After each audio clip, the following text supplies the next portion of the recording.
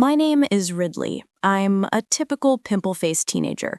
Right now, me and my constantly sniffling dad are driving to a huge countryside mansion owned by his rich boss. Out of nowhere, some animal runs onto the road. We don't have time to react. We hit it. We get out of the car to see what it was, and there's some kind of creature lying there. It looks like a giant, ugly, overgrown goat, but instead of two horns, it has only one, right in the middle of its forehead. The horn is glowing. It's calling to me. I can't resist, and I touch it. It hits me hard, really hard. This feels like what people call Nirvana. My dad is strongly against any kind of mind-altering substances, so he beats this beautiful creature to death. After that, we arrive at the billionaire's estate. My dad's boss, named Odell, is about to die from cancer. His wife and son don't understand the family business. Belinda is waiting for her husband to die, and the son, Shepard, is a typical rich kid and looks like a junkie. My dad hopes to become the family's financial advisor. He also brought me with him, clearly to pressure them into feeling sorry for us, since my mom also died from an illness. While they're discussing finances, I feel strange. I go to the bathroom and wash purple blood off my face. And miracle of miracles, my acne starts disappearing. Main thing is not to overdo it. Who knows what could happen? I feel some connection to the unicorn, and apparently it's still alive. Dad also notices changes. The blood that splashed in his face restored his vision.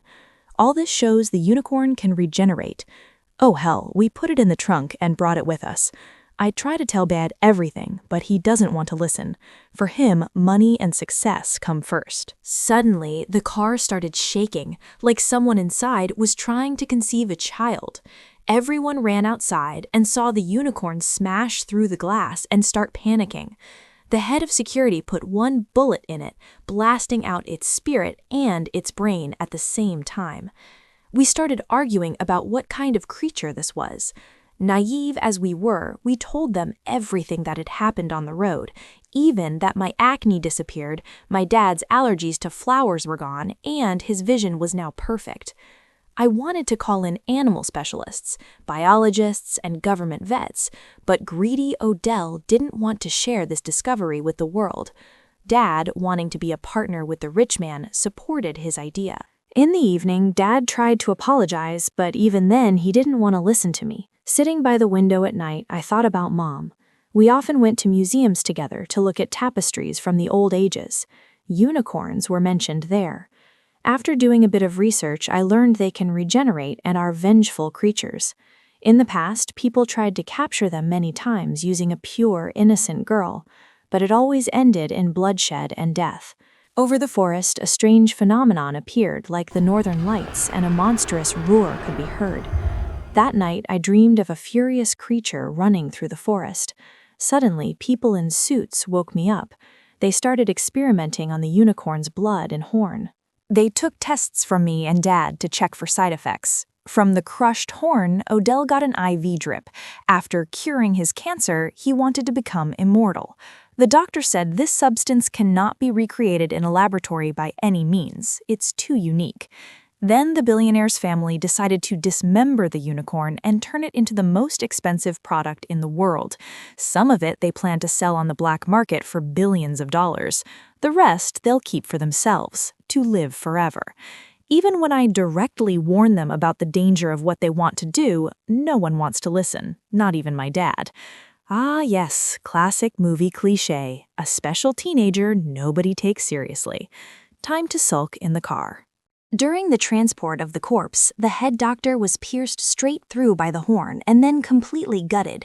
The monster was surrounded by security, but it killed them one by one.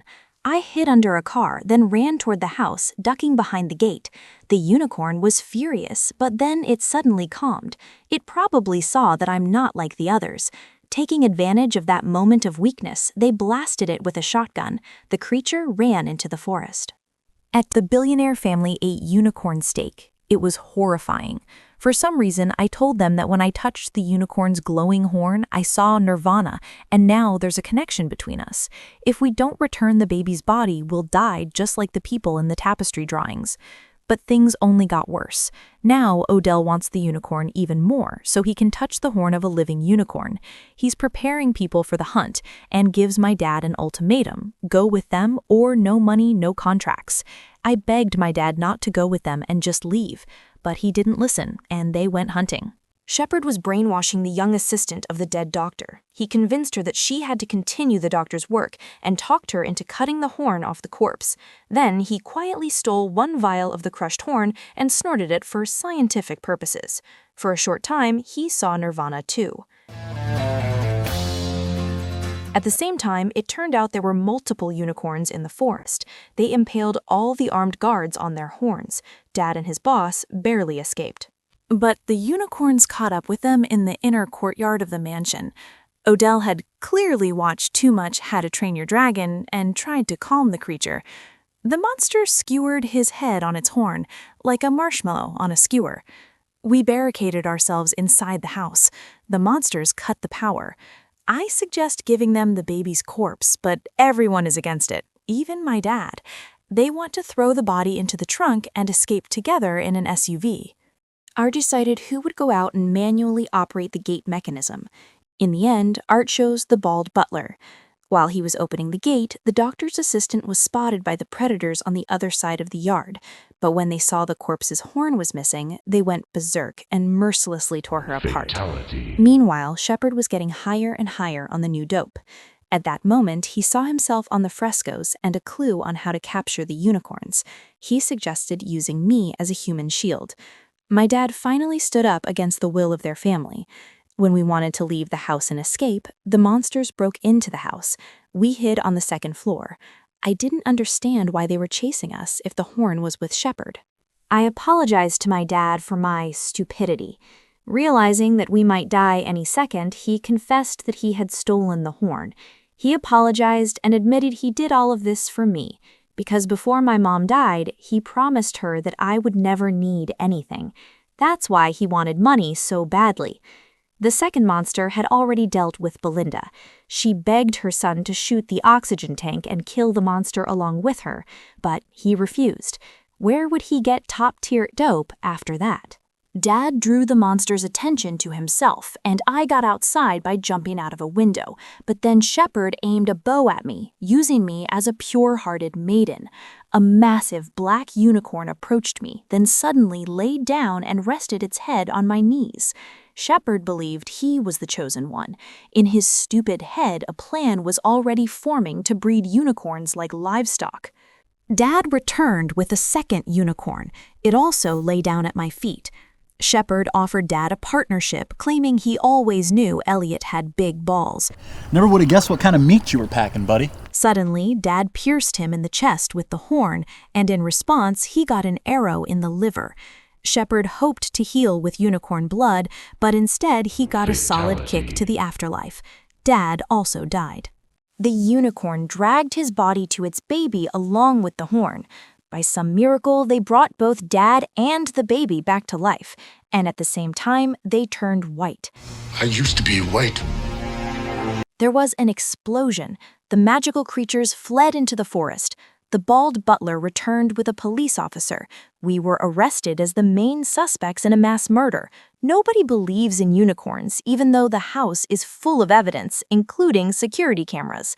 While we were being driven to the police station, fairy tale CGI creatures suddenly appeared and for some reason decided to flip the car. But at least now, Dad and I finally understand each other. The end. This was a meme recap of the movie Death of the Unicorn. If you liked the video, hit like and subscribe. This was Ururi Kun.